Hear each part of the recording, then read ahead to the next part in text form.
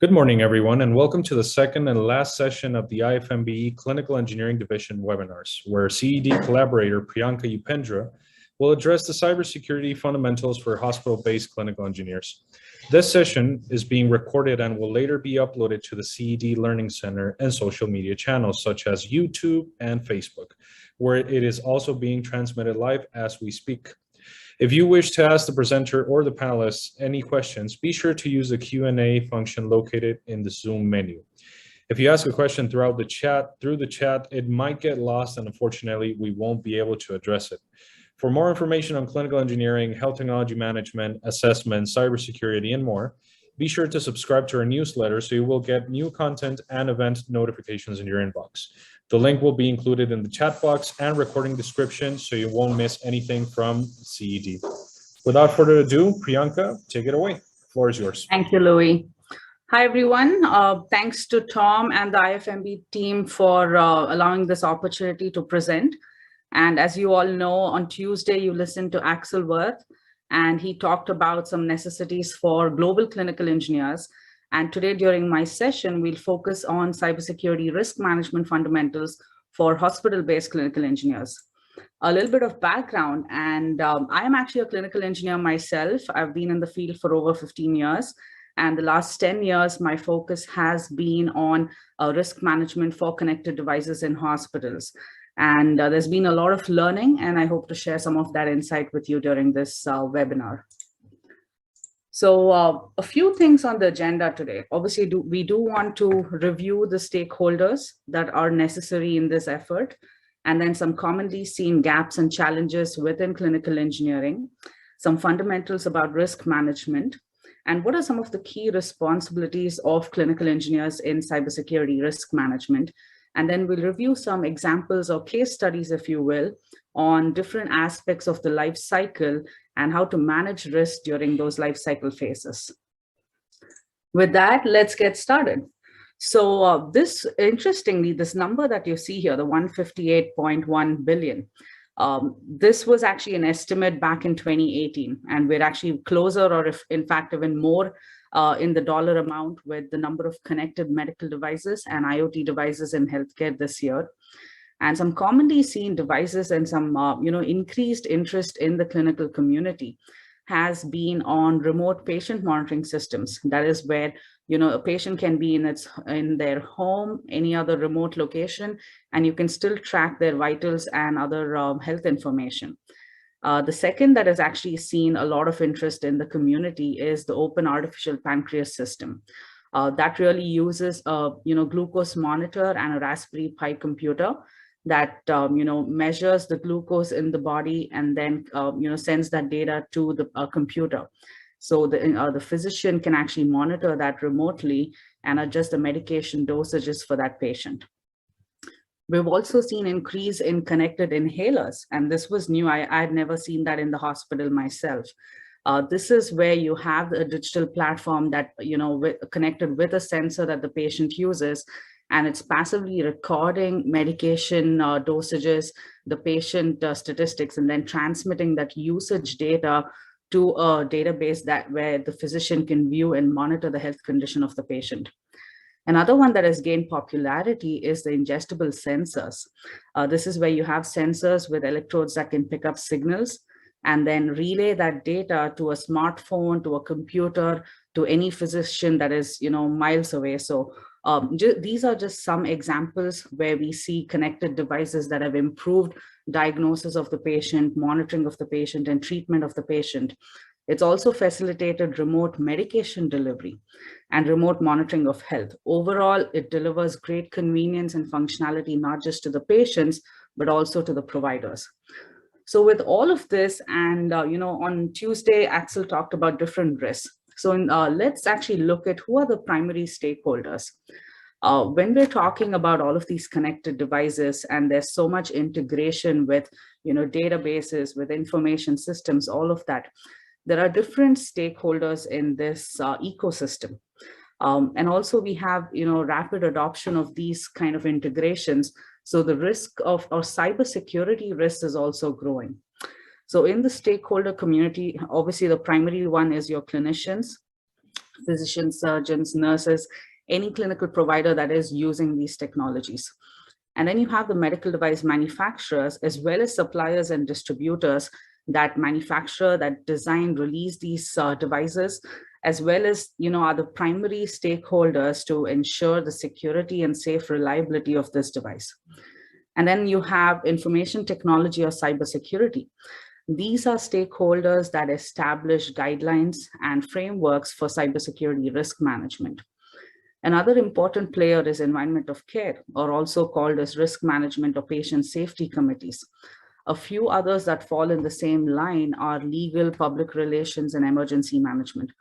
All of these stakeholders are necessary to increase that engagement in this ecosystem, as well as understand what the risks are with care delivery operations and the overall healthcare business. The next and one of the most important players is supply chain. Supply chain is really where you can control what sort of technologies you bring into the organization, how you manage it from a contractual perspective, and how you can hold vendors or manufacturers and also internal participants accountable. And then the most important one here is clinical engineering or healthcare technology management. We are really the community that can ensure the secure or safe deployment, safe operation and maintenance, and also make sure that the procurement and contracting that's happening with these connected devices are security inclusive. So, with two major players in this ecosystem being IT or cybersecurity and clinical engineering, I do want to review some of the gaps or, what are some of the pluses and minuses of both these groups. IT or cybersecurity, as you know, they have robust security knowledge. These are people that clinical engineers should consult, should review the policies and procedures with. However, these are also professionals that have minimal understanding of the complex clinical practices. They really don't understand the clinical workflows, and that is normally the responsibility that falls under clinical engineering. And of course, the understanding of medical devices and how these medical devices function is also minimal. Another core difference between IT, cybersecurity, and clinical engineering is how they handle the operational components of security risks, how they actually identify security risks, analyze, process them, and how they've built policies and procedures around all of those security components is very different in IT and cybersecurity compared to clinical engineering. And of course, on the other hand, you have clinical engineering, where these are professionals that understand the regulatory components, any requirements from a compliance standpoint. They are the main personnel that establish relationships with these medical device manufacturers, as well as anyone in the clinical community. We also have a great understanding of complex clinical processes. And clinical engineers, as you know, have specialized vendor tools to operate and maintain these medical devices. And for the most part, they're also trained in a lot of that. Most of the workflows established in clinical engineering are either geared towards regulatory compliance or geared towards prioritizing patient safety. It's not as so much business-centric as it is in IT.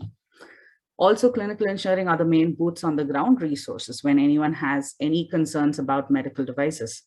And overall, when we're talking about cybersecurity risk management, clinical engineers are the ones that are responsible for any post-market activities of these medical devices, or let's say connected clinical devices. So with that, that was a quick overview of the different stakeholders, some key responsibilities. I do want to review some of the historical gaps that we have seen in clinical engineering pertaining to this topic, as well as some of the challenges. So this is actually a compilation of some of the things I've experienced myself in this landscape. One is how we intake or how we procure medical devices and how we assess the risk is very different from a cybersecurity standpoint. And in a lot of cases, it's lacking a well-defined process. Often the intake and assessment is based on the clinical function or the clinical application of the device, not so much from a cybersecurity standpoint. However, that interest in cybersecurity risk assessment is actually growing. And we've seen organizations in the last few years, 5 or 6 years, that have focused on developing a well-defined intake process or a procurement process where cybersecurity risk assessments are performed at the time of purchasing or at the time of clinically evaluating a technology. The second gap that we commonly notice is the lack of device-specific security assessments with findings. Again, like I mentioned, a lot of the assessments during procurement is based on the clinical function of the device. It's based on the service and the support that one can provide to that particular device, as well as the ongoing maintenance and anything from a service standpoint or a clinical training standpoint, not so much from a security standpoint. And if you've experienced this, you'll notice that a lot of the security risk management is vendor dependent or manufacturer dependent. And hospitals are mostly relying on patches or segmentation, and we'll cover that in the later slides. And in a lot of cases, even if you identify cybersecurity risk, for example, let's say you identify RDP as a primary risk for a particular device, you cannot just shut off the RDP port and not enable that functionality for the vendor. They're actually going to go bonkers and tell you that they do need RDP access, indefinitely to maintain support and remotely diagnose the device's performance. So many of those security risks, you can never do much about it.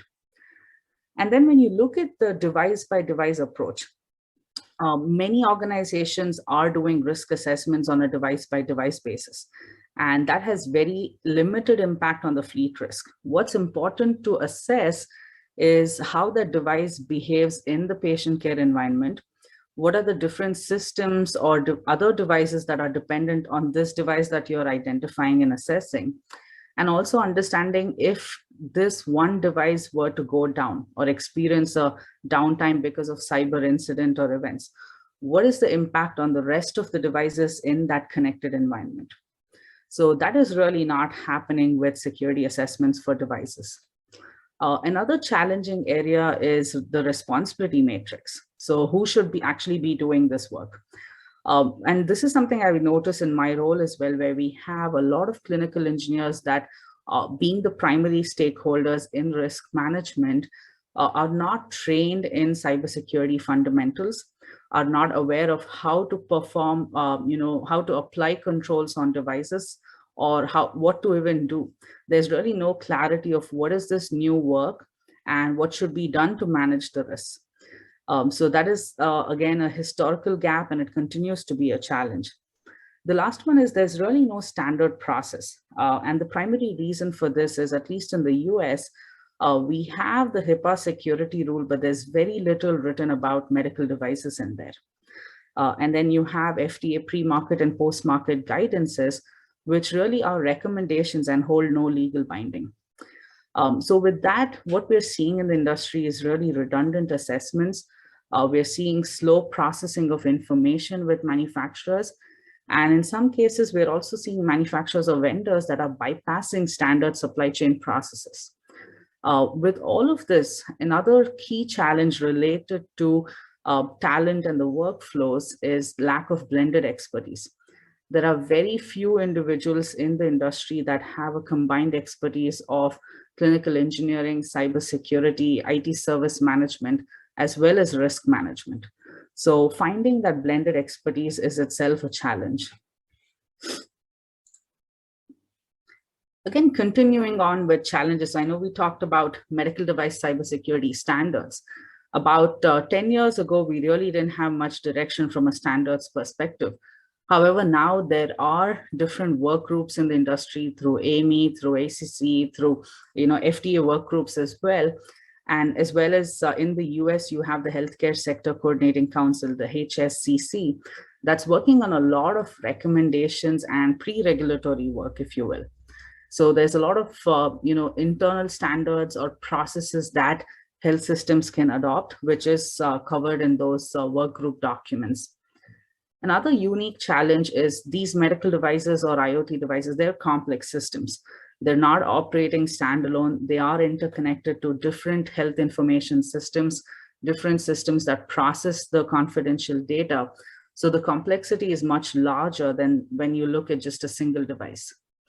A majority of these medical devices are outdated or called legacy. That's because they are unsupported by the manufacturer. They have outdated, browsers. They have outdated operating systems, things that can't single-handedly be managed by clinical engineers in the hospitals. And unlike traditional IT devices, you can't scan medical devices. One interesting example, which really just happened recently with a health system that I work with, is they had unauthorized IT scans going on in the background, and no one knew if medical devices were excluded from those scans or not. About 2-3 months ago, what the clinical engineering team noticed is that the ICU patient monitors were actually, just beaming alarms.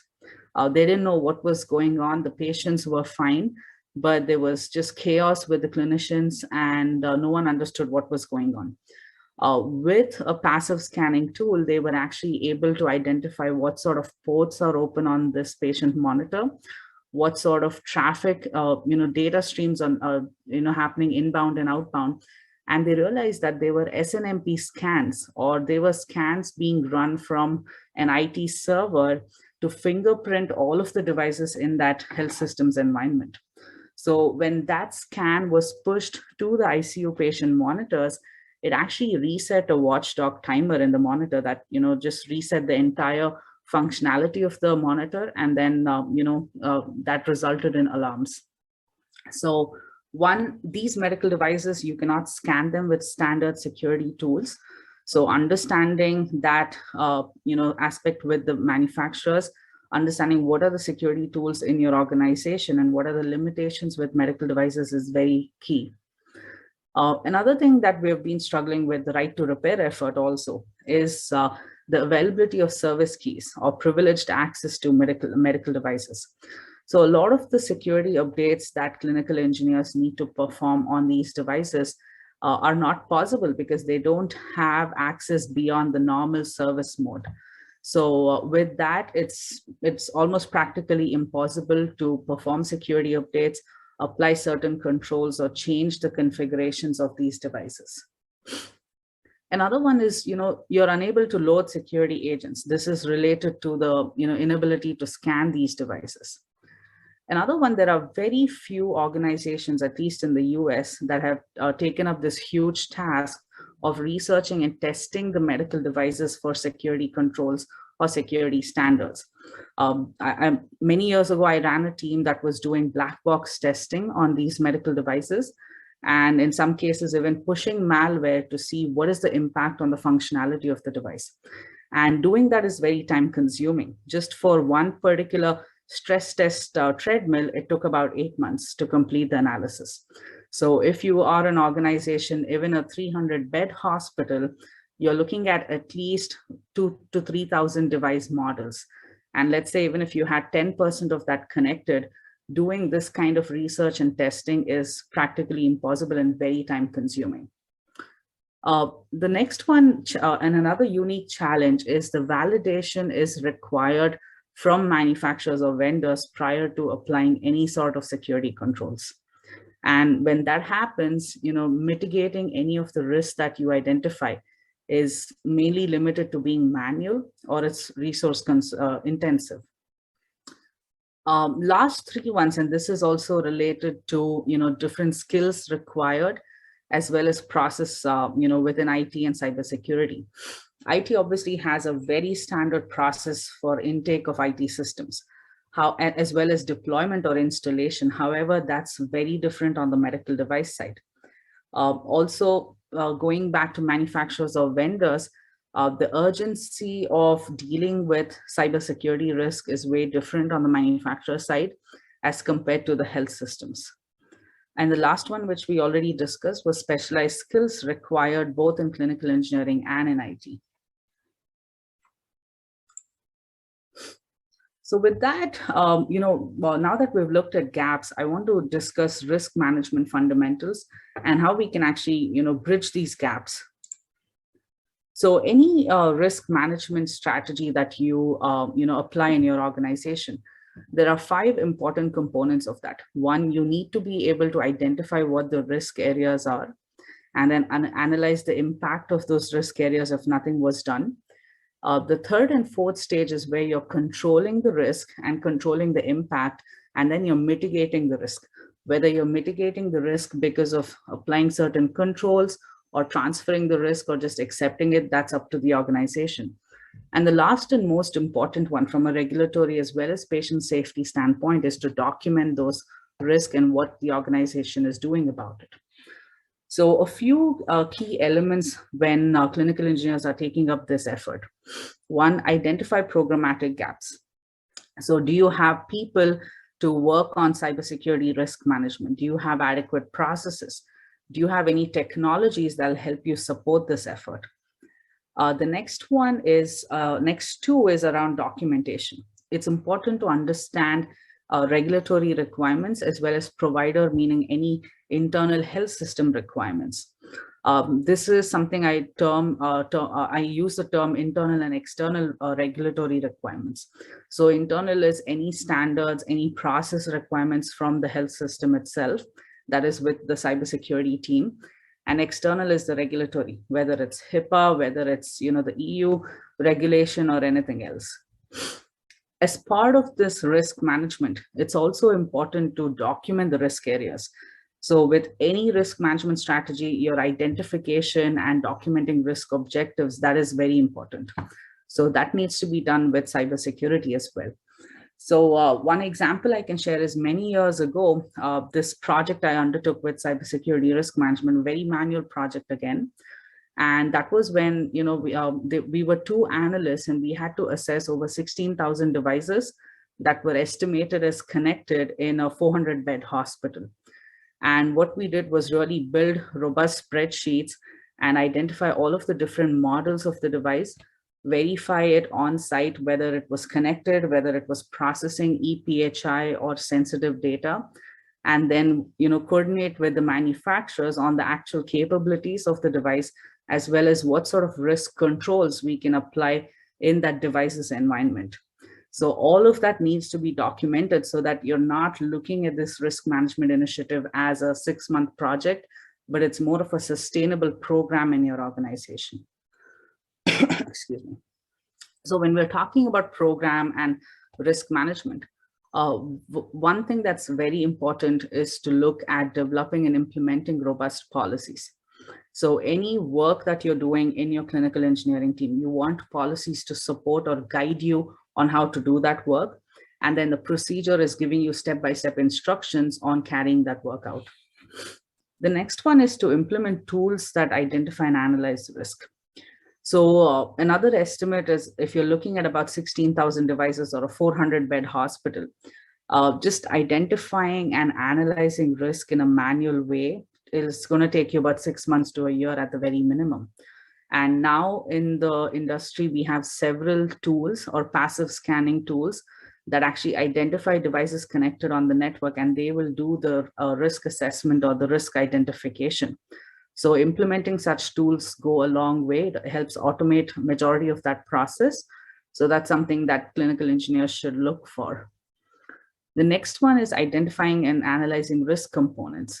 So if you're looking at it from a device model basis, let's say, what are the internal controls for that devices? Do you have 2-factor authentication to log into the device?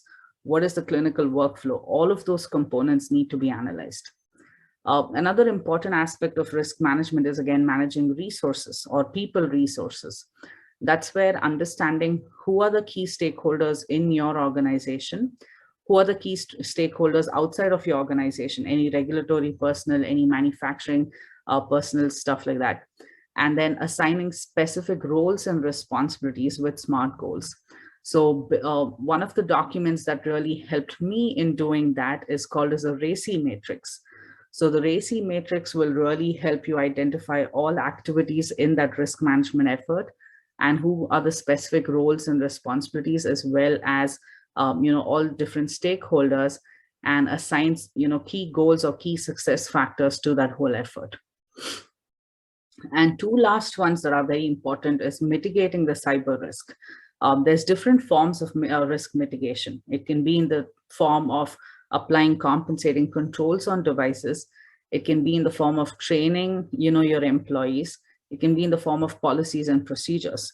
So different methods that your organization can use and sustain to manage these risks is very crucial.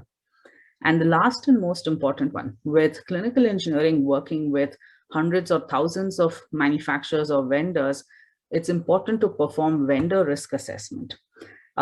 This is especially important if you have a vendor that has access to, or remotely has access to devices in your environment, or remotely has access to any data belonging to your organization. It's important to understand what are the security operations like with the vendor, who are the people in their operational team that's handling information pertaining to your organization, what sort of method are they using? Are they cloud hosted? Are they hosted in your infrastructure? All of those different elements. So it's important to perform as well as document vendor risk assessments. Going into a much deeper part of risk assessment, this is actually a very interesting figure from the Medical Device Coordination Group document. This is in the EU actually. And this actually talks about risk management or cybersecurity risk management as an iterative process, like it should be. So the first part of this iterative process is the risk management plan. And with clinical engineers hopefully leading this effort, it's important to outline all activities in the risk management plan. What is the medical devices that's being assessed? Who are the different stakeholders? What are their responsibilities? And then having a criteria for accepting risk. The second part of the process is risk assessment. That's where you're describing what the risk is, the background or the use of that risk. You have to identify all of the threats and hazards. And then with any risk, you have to estimate the severity and probability of that. That'll help you assign a score that your organization can use to prioritize risk controls application. And then you have evaluating risk against that criteria. So 3 criteria that I have used in the past, and many organizations have adopted that, is patient impact, business impact, and data impact. So with any cybersecurity risk, it's important to classify the impact and then also the likelihood or a probability of that threat or hazard occurring. So that is something that's done as part of your risk assessment aspect. And then the third one is controlling risk. How can you reduce risk? Is it through safe design, which you need to coordinate with the manufacturer? Is it through protective measures or compensating controls? Or is it by applying certain technologies in your infrastructure and environment? So all of those fall under the risk control. Again, as you apply different control measures and you're reducing that risk, it's important to go back and do a risk assessment again. Is the risk at an acceptable level, or is the inherent risk of that device's operation at an acceptable level for your organization? So the fourth one is evaluating all of the risks together against medical benefits. So this is where you'll need, excuse me, this is where you'll need a clinical champion that'll help you evaluate the risk, the impact on the patient and business, and you have IT that can help determine the impact on the data. And then you're actually disclosing all of the residual risk of your risk management strategy and then reviewing that with your stakeholders. This fifth point here is the risk management review. However, this one says it's before product release because this is focused on the manufacturers. The last one is again post-market activities. How I reiterate that is it's post-market activities as health systems procure the medical device, as they deploy or install the medical device. The third one is when they're doing ongoing support and maintenance, and the last phase is when they're decommissioning, disposing, or donating the medical device. And we'll cover these different life cycle stages in the next few slides. But this figure, and there's a really good document called the Medical Device Coordination Group document. So for those outside of the US and primarily in the EU, you can actually refer to this and understand what are the regulations or the recommendations from the regulatory agencies for manufacturers as well as for health systems. The next one I want to review is, we talked about risk management, we talked about gaps, stakeholders. Now we want to move on to primary clinical engineering responsibilities. So how I've broken this up is into 4 different categories based on the life cycle stage. So with 4 categories being procurement, deployment or installation, ongoing support and maintenance, and then you have decommissioning. So with each of these phases, there are specific responsibilities for clinical engineers. The first one, anytime there is a request made to purchase a medical device or a clinical technology, it's important to notify clinical engineering as well as IT and cybersecurity. Historically, there's been a lot of inconsistency with that process. We often see clinicians, an example, going to a conference, finding a fancy technology, and then directly working with a chief financial officer or the chief of supply chain, and then bringing that device into the organization's patient care environment. However, there's a lot of risk when that inconsistency happens, or when even clinicians bypass the standard process. And you're not getting the opportunity to actually review the cybersecurity risk and planning adequately to support this device and ensure that reliable operation. So one, it's important to get notified when there is a medical device purchase request being made. The second one, even if cybersecurity doesn't have medical device in their purview, clinical engineering should initiate a security risk assessment. One of the things that worked successfully in my previous organization is clinical engineering had access to the enterprise resource software, or the ERP. So anytime a request was made related to a medical device, clinical engineering compliance would get notified. And the moment clinical engineering compliance, which was my team, gets notified, we initiate a request to cybersecurity as well. So, and the reason all of this request happens through an automated system is so you can track all of the assessments in progress, as well as assign resources and manage your budget, your resources, and the time. So it's important to actually have an integrated tool that will help you perform this risk assessment across supply chain, clinical engineering, and cybersecurity.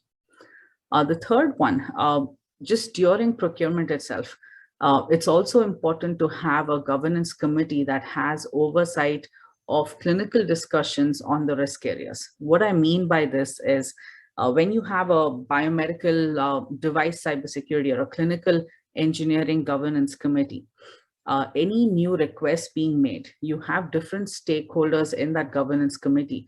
So all of those stakeholders are reviewing the different risk areas and also discussing with the clinical leaders on whether the risks are acceptable. Are those risks outweighing or are the security risks outweighing the clinical benefits of the device? So those all need to happen at the governance level. Another important factor with assessing risk at the procurement stage is when you identify all of the risk areas, the different controls that you can apply to manage the risk, all of that language can be incorporated into the security terms and conditions in your contract. Whether that's a purchase contract or service contract, you can actually ensure that language. And this, the procurement stage is really when clinical engineering and the health organization have the most leverage to introduce these terms and conditions that will benefit the health organization. The last part about what to do during procurement is obtaining relevant security documents. So that will be your manufacturer disclosure statement for cyber security, which is the MDS2, your software bill of materials, or called the SBOM. So these 2 documents will really help you identify the risk of the device, as well as understand what are the different off-the-shelf softwares, hardwares that, and different codes also that device uses. And it's important to review all of those before finalizing what are the risk areas that your organization should focus on. So a lot of organizations have found success with initiating these processes from the clinical engineering department and not necessarily the cybersecurity. In some cases, we've actually seen cybersecurity initiate all of this and take primary accountability. And in that time, we've seen cybersecurity actually employing a clinical engineering professional within their department and then act as a dotted matrix to the clinical engineering department. The second phase is your deployment or installation. So when you identify different security risks, you are able to also deploy the technology with secure configuration. I'll actually cover that in the later slides. I have a really good example there. The second one, as you're deploying that network connected device, it's important to document the network credentials and the IT attributes. So these are things like your IP address, your MAC address, your host name, what is the IP protocol used by the device, what ports are used by the device, what applications are used by the device, who has access and what type of access do they have to the device, how is that access authenticated, who authorizes the access. So there's a whole list of attributes that one should document. And documenting this either in your asset management database or your CMMS, your computerized maintenance management system, that works really, that is very beneficial. The third part about this is, as you're deploying or installing these connected devices, it's important to ensure security related training to clinical engineers. Often what I've seen in the industry is clinical engineers are not formally trained in cybersecurity. So they can't speak the same language as a network engineer, a cybersecurity engineer, or even someone in IT. So you're looking at a lot of tug of wars between different key stakeholders in this effort. So doing some sort of a cyber 101 training for clinical engineers is very beneficial.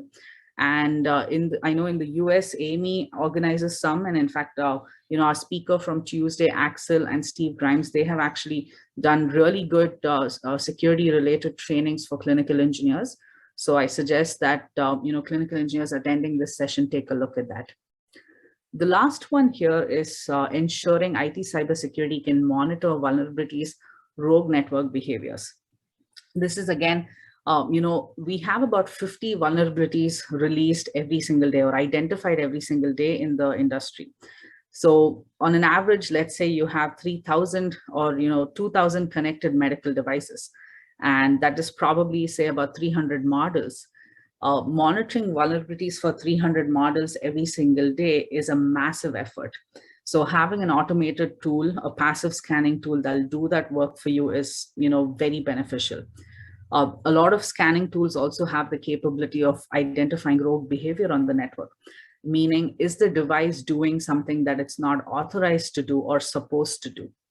So that's something that you can evaluate during installation and deployment. The third and most important one is ongoing support and maintenance. One of the successes we've seen in the industry is applying security controls when you do preventative maintenance or scheduled maintenance on devices.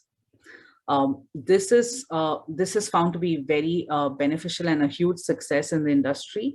Otherwise, applying security controls at non-standard schedules is just a very time-consuming, a massive and a confusing effort.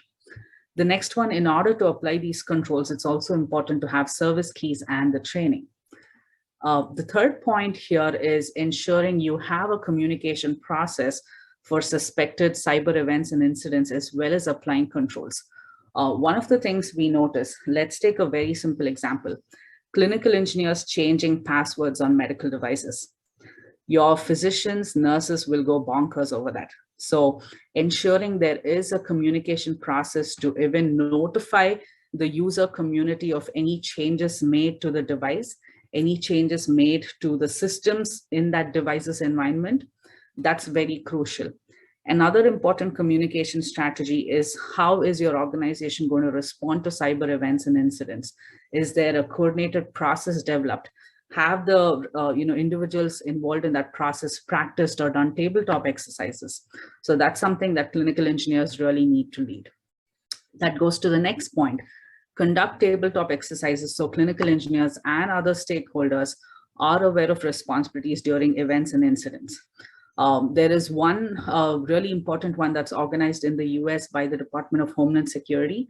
It's called a Cyberstorm. It takes place once every 18 months. And health systems can actually participate with Homeland Security, with the FBI, and other law enforcement personnel, and actually coordinate how an incident will be tackled, how they'll respond to an incident. So in your organization, talk to your cybersecurity professional, find out what sort of exercises they have in place.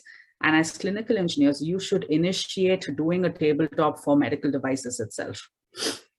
Another important point, and this goes back to the governance committee, ensuring all stakeholders meet regularly and they talk about what's happening with procurement, with deployment and installation, and also with ongoing maintenance. The last and a very important stage is decommissioning. With most of these connected devices, storing, transmitting, or just plain processing sensitive information, including electronic protected health information, it's important to also adopt a notification process for decommissioning any device or retiring any device. Reasons of why you're decommissioning need to be documented. And also the data sanitization method or technique that you're applying on the device, that needs to be documented as well. And then making sure that all of the records are retained. At least in the US, for HIPAA purposes, we do retain the records for at least about 6 years. And there might be some internal specifications around that. So it's important to coordinate that with your cybersecurity team. This is, again, a few important aspects here. All of these activities across the 4 major aspects of the life cycle, there is just so many activities to do if you break it down. So it's important to determine the scope. When you're determining the scope, it's important to estimate how many connected devices you may have, how many devices you have processing sensitive information. And then an easier and a more structured way to do that is breaking down the vendors, the device models, and identifying the ownership of the device. Which team in your organization manages these devices? Because you have some that are managed by clinical engineering, some by IT, some by the vendor, and some that's coordinated for maintenance by the clinicians itself. So that's where determining the device ownership, whether it's lab, research, pharmacy, patient-owned, physician-owned, all of that's important. The next one is, again, when you're determining scope, identifying roles and responsibilities of the teams and stakeholders. And this is something I cannot emphasize enough, as we've talked about in the previous slides. So that will really help solidify the scope of this entire initiative. The last one is, again, understanding internal cybersecurity standards, meaning work with your organization's cybersecurity team as well as IT team and understand what standards do they adopt, what policies, procedures, and processes do they have. And all of that will help determine the scope. This is, again, how to get started. So breaking this starting point into 3 aspects. The first one is stakeholder relationships. Set up a working session. Just invite anyone that you can that's relevant to this effort. Highlight cybersecurity risks as business, patient, and data risks. Have a governance committee. And then with that stakeholder group, as you determine the scope, you also need to establish critical success factors, a dedicated budget, dedicated resources, and also level set expectations. One of the common scenarios we look at is a chief clinical officer or a medical officer that's gone to a conference or read some article in the industry, and they'll come back and expect the clinical engineering team to mitigate all the risk within 6 months. That's impossible to achieve unless you have like 30 people just focused on this effort. So level setting expectations is very crucial. Excuse me. 2 other important aspects is setting an organizational strategy and then setting the operational tactics. That's where, one, you're determining roles and responsibilities, documenting regulatory requirements, establishing cyber hygiene and communication strategies. And when I say internal and external, internal is anyone employed by your organization. External is anyone external to your organization. That could be regulatory agencies, manufacturers, anyone. When you establish those standards in your organization and enforce them during the supply chain process, you can hold your vendors responsible for cyber hygiene and communication. We do have a question. We will actually get a copy of this slideshow. The next one is operational tactics. As clinical engineers and cybersecurity professionals, it's important to execute and apply security controls for devices that are vulnerable. So documenting that is also important. Ensuring cyber hygiene, which is where you're training your clinical staff. One example is not to write username and passwords on a post-it and post it on the wall. Then you have actionable security operations, meaning how are you, controlling all of these risks? How are you monitoring rogue behaviors on the network? How are you, tackling incidents and events, all of that. And then another operational tactic is to ensure that there are security terms and conditions in the medical device contracts. So again, all of this needs to happen in a very structured format, in a staged approach, like I call it. And getting started again, doing a risk assessment crucial in any project, developing the program, and then managing the program. And we have a lot of specifics or bullet points here, and I'm not going to read that because we've discussed that. And I do have some very good examples that I want to review with all of you.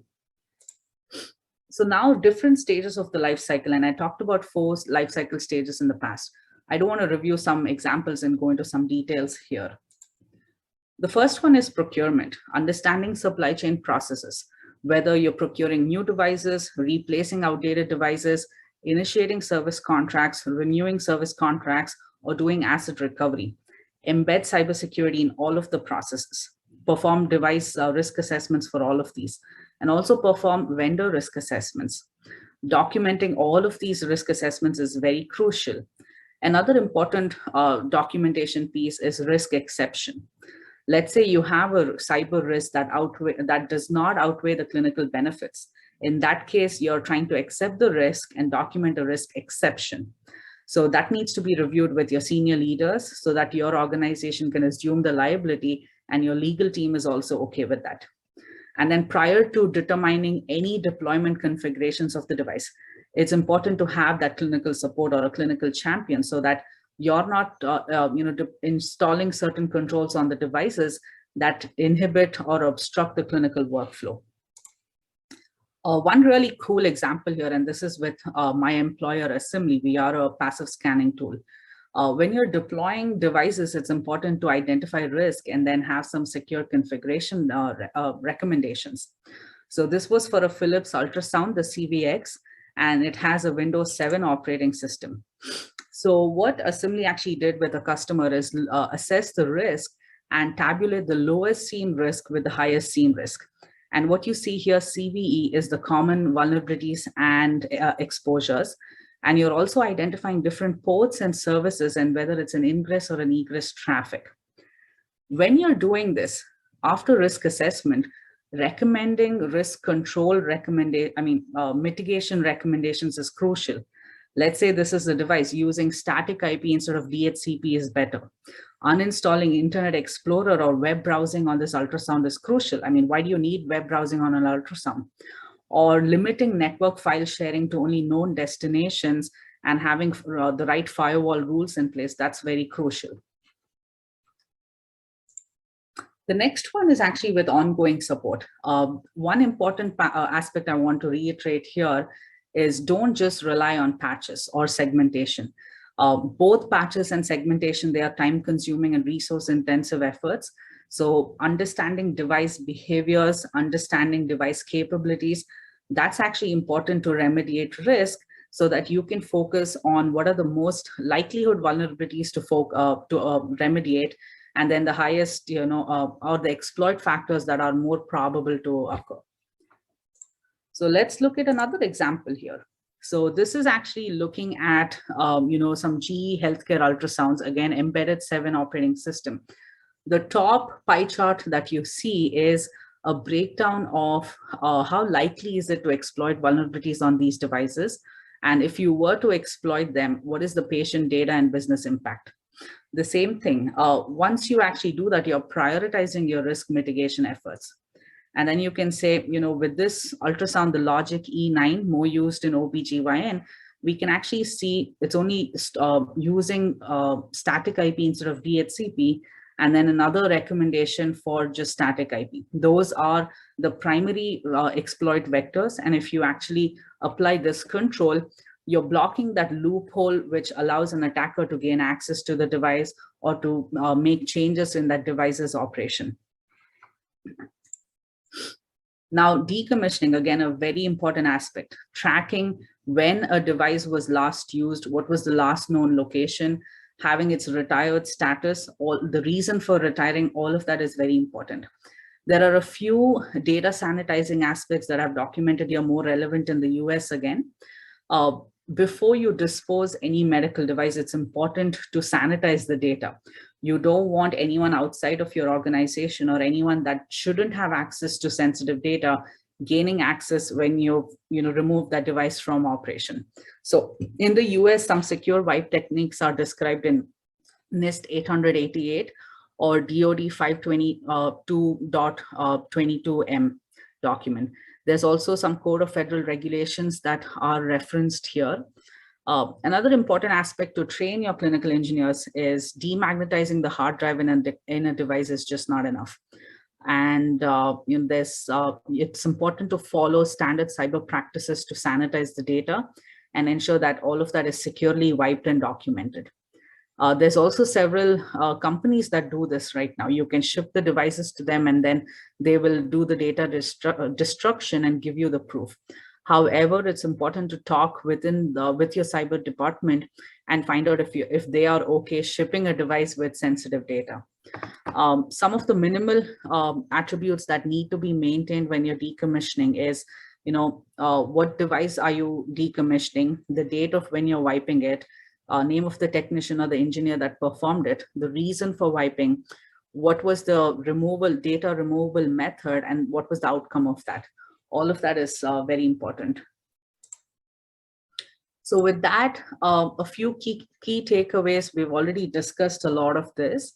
Again, ensuring clinical engineers are the ones that ensure the functional operation of the device, and then that it meets the patient safety aspect, business continuity, regulatory and cyber requirements.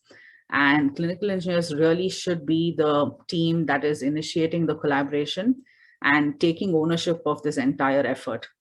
With that, there are a few practices in the medical device lifecycle management: maintaining an accurate inventory, documenting network attributes, documenting software and hardware configurations of the devices, completing risk assessments, operationalizing risk management strategies. It's not just important to do the risk assessment, but also operationalize any management strategies.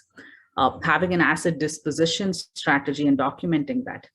Another very important one, much more important than all of the control and risk management work, is ensuring cyber hygiene and doing the cybersecurity training in your organization. And another important one is maintaining due diligence with reporting and responding to security events. So at least in the US, we know that in 2022, we've grown this connected device environment to about $158.1 billion. However, when you look at the event reporting pages on the FDA, there's probably just one or two incidents reported related to cybersecurity. And upon assessing that, it was actually just a physician who couldn't use a computer associated with the device, not necessarily an actual incident. So that reporting is very crucial. It looks like we have another question. Can devices not connected to the network also be vulnerable to an attack? If yes, what is the possibility of this happening? So Philip, very much yes. So even if a device is not connected to the network, it may be processing sensitive information or patient health information. One example I like to highlight is bladder scanners. So bladder scanners are usually not connected, even though they do have the capability to do so. They do store sensitive information. So as clinicians are performing bladder scans, you need to have at least 2 patient identifiers, and that is documented on the device locally. So you have the medical record number, you have a patient date of birth or something. So any identifiable information that can trace back to the patient. So it's important to also look at the device capabilities, whether they're storing data locally, who has access, and majority of the bladder scanners don't even have a passcode to get into. So that's something that you can really assess. All right, so we have another question here, and let me complete this slide. So another few key takeaways. There are some standards that clinical engineers can look at. The NIST cybersecurity framework that's applicable in the US, You have the ISO 80001, the AIME-based framework, which is in the AIME practice guide for HTM professionals. It was actually released in June of 2018. Axel and Steve Grimes led that effort. So take a look at that.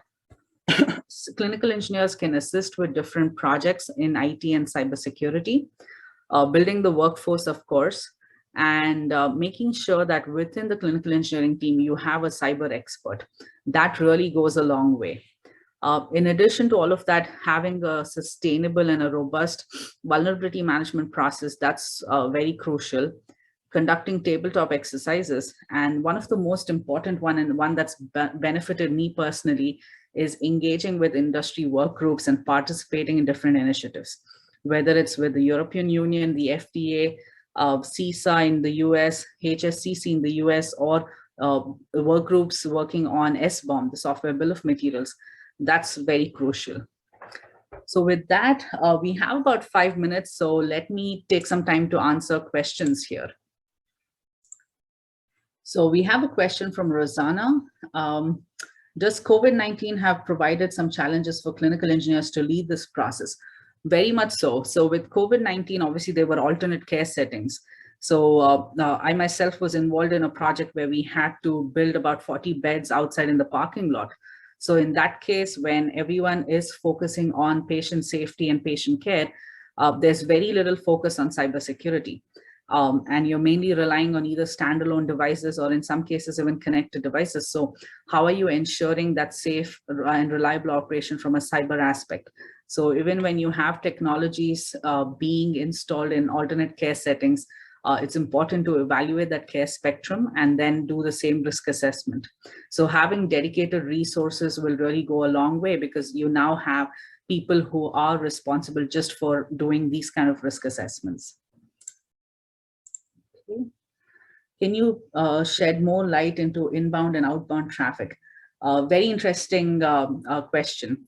So a lot of organizations, even if you have an accurate comprehensive inventory, even if you've identified risk, one area that is often missed is inbound and outbound data streams to a device.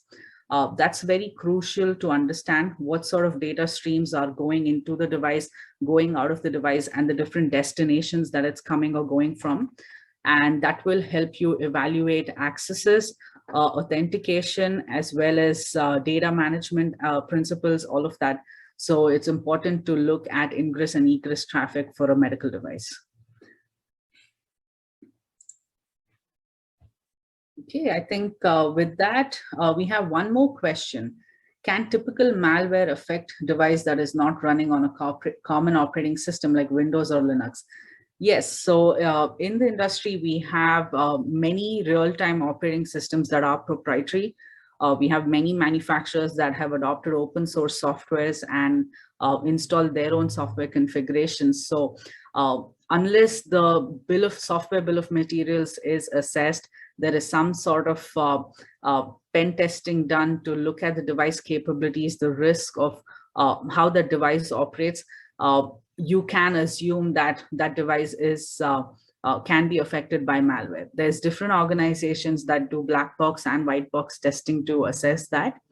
But even devices that's just not running Windows or Linux are susceptible to malware. However, for some of these proprietary operating systems or real-time operating systems, there's not a whole lot of published information or publicly available information on the vulnerabilities. So when you don't have vulnerability information, there's really not much of a pathway for an attacker to use that vulnerability information and exploit the device. So it's almost like a security by obscurity, concept.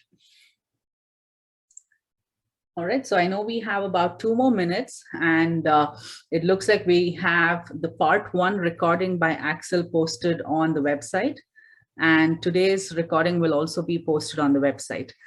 Again, thank you all for this opportunity to present and share insights with you. And, I have Axel and my email here. So if there's anything we can do to help or any questions that we can address after the session, please feel free to reach us. Thank you again.